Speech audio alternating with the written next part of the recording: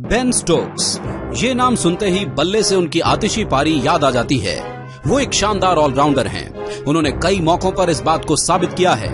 विश्व कप में इंग्लैंड की जीत में उनका सहयोग और न जाने क्या क्या। लेकिन क्या आपको पता है कि बेन स्टोक्स के सौतेले पिता ने उनके जन्म से पहले ही उनके सौतेले भाई और बहन को इन कारणों से मौत के घाट सुला दिया था। अब द सन अखबार ने इस बात की पुष्टि की है। स्टोक्स के जन्म से पहले उनकी मां जिस शख्स के साथ रह रही थी, उनको क्या पता था कि वही अपनी सगी औलादों का खून कर देगा। द सन की खबर के अनुसार बेन स्टोक्स के सौतेले पिता रिचर्ड डन और मां डेब अलग रह रहे थे।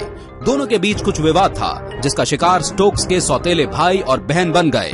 1988 अप्रैल को डन ने जलन में 8 साल की बेटी ट्रेसी और 4 साल के बेटे एंड्रयू को गोली मार दी थी। इसके बाद उसने खुद को भी गोली मार दी थी। इस बात से स्टोक्स की मां इतनी हतप्रभ थी कि उन्होंने डन के कॉफिन को पैर से मार दिया था। इस न्यूज रिपोर्ट में कातिल सौतेले पिता की बेटी जैविक डन ने हवाले से लिखा गया कि मुझे विश्वास नहीं हो रहा था कि पिताजी ऐसा काम करेंगे। ये हादसा भयानक था। डेब इस हादसे के बाद इतना गुस्सा थी कि उन्होंने पिता के अंतिम संस्कार में ताबूत को लात मारी। मुझे बिल्कुल नहीं पता था कि उनका एक और बेटा है जो इंग्लैंड क्रिकेट का स्टार बन गया है। इस हादसे के बाद स्टोक्स का जन्म हुआ।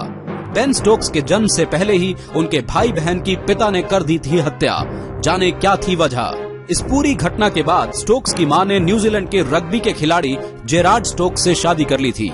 इसके बाद 1991 में स्टोक्स का जन्म हुआ। इसके बाद इनके पिता अपने पूरे परिवार को लेकर यूके आ गए थे और यहीं बस गए थे। अभी हाल ही में बेन स्टोक्स को न्यूजीलैंड से न्यूजीलैंडर ऑफ द ईयर चुना गया है और अपनी शानदार पारी के बदौलत इंग्लैंड को एक एशेज मैच में जीत दिलाई थी। इसके बाद हाल ही में टेस्ट ऑलराउंडर की अंक तालिका में बेन स्टोक्स का पायदान बढ़ गया। फिलहाल अभी के लिए बस इतना ही।